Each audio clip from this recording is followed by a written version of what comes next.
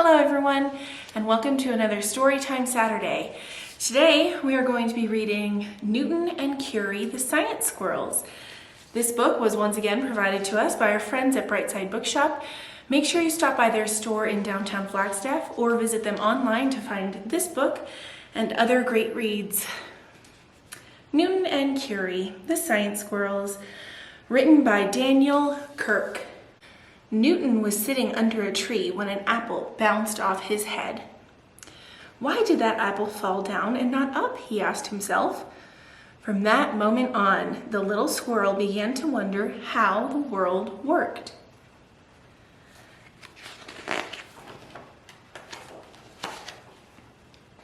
I wonder why that swing works the way it does, Newton said to his little sister Curie as they watched children on the school playground. I don't know, said Curie. Let's go find some nuts to eat. I'm hungry. Oh, all right, Newton said, but he couldn't stop thinking about the swing. Later that day, Newton jumped up on the swing, the way he'd seen the children do. He sat for a while, wriggling and rocking, but the swing didn't move. What are you doing? Asked Curie. Don't you wonder why a swing goes back and forth? Newton asked. Why does it go so high sometimes? And why does it work so easily for the children when it doesn't work for me? Oh, let's not think about that now, Curie said. Let's play tag.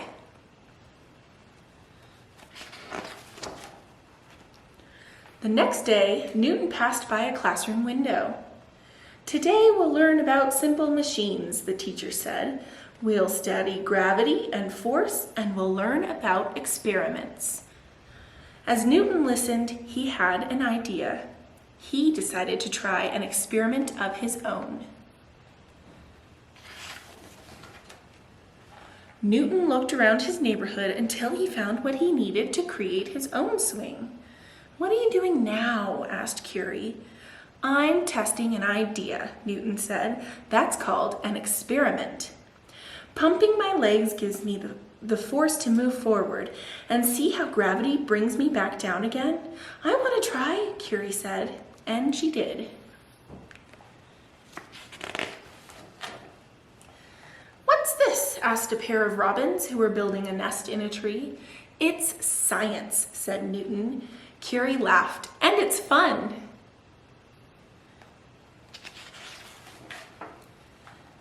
The next day, Newton watched some children rocking up and down on a seesaw.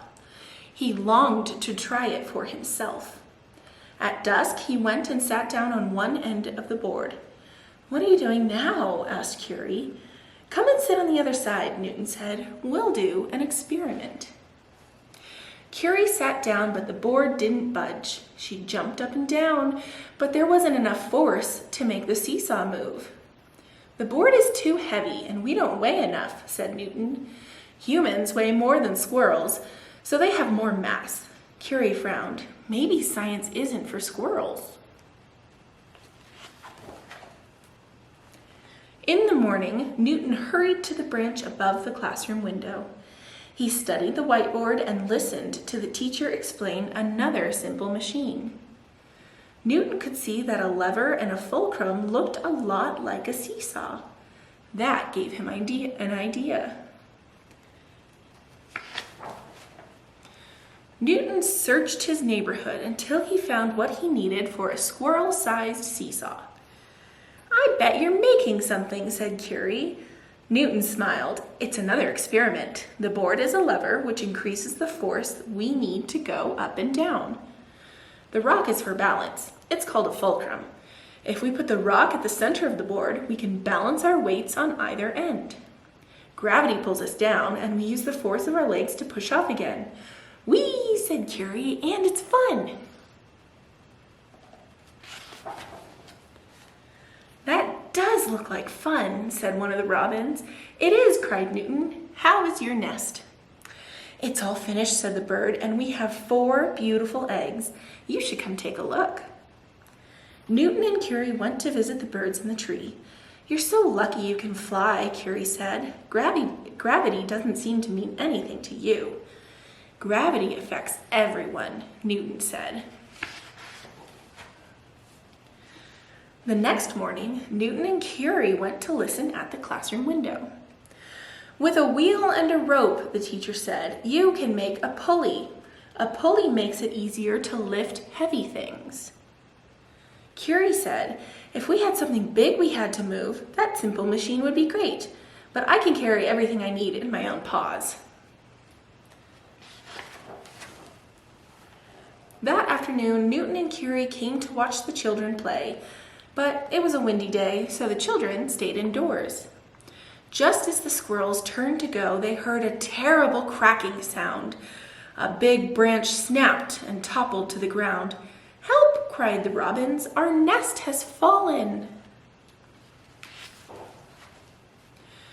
"Our eggs are all right," the birds cried, "but we've got to get them back into the tree where they'll be safe."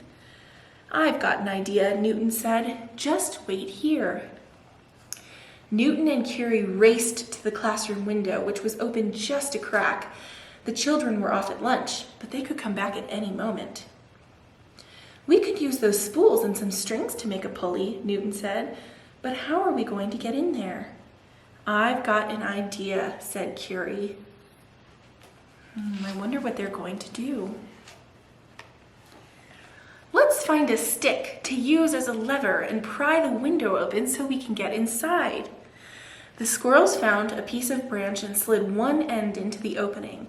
Then they jumped and jumped on the lever until the window opened just enough for them to scramble inside and get the supplies they needed. Back in the tree, Newton fit the spool over a small but sturdy branch. Curie bundled the bird's nest into a cloth and tied it to a long piece of strong string. "We're making a pulley," Newton said to the birds as he pulled the end of the string up the trunk. "We'll use it to get your nest back into the tree." "Please be careful," cried the birds. Once he'd wrapped the string around the spool, Newton grasped the free end of the string and jumped from the branch. Gravity pulled him down, but it wasn't good enough. The nest was too heavy. "I know what to do," Curie said, and she jumped onto Newton's back. Together, the two squirrels weighed enough to pull the string to the ground and lift the bird nest into the tree. The robins nudged their nest into a safe place. "Our experiment was a success," cried Curie. "The pulley worked," Newton shouted. "Soon your eggs will be ready to hatch," Curie said, "and your babies will learn to fly." "I wonder how flying defies gravity," Curie wondered. "Time for a new experiment," Newton said. "Science is fun." The end. Newton and Curie learned a lot about simple machines in this book. I challenge you to look around your house and see if you can make any simple machines with things you have at home. This book also has a glossary of all the key terms we learned and some websites where you can learn more. So once again, please check out our friends at Brightside Bookshop, where you can find books just like this one, Newton and Curie, the Science Squirrels, and other ones just like it. Thanks for joining us here at the Arboretum for another Science Storytime Saturday. We look forward to seeing you again soon. Bye.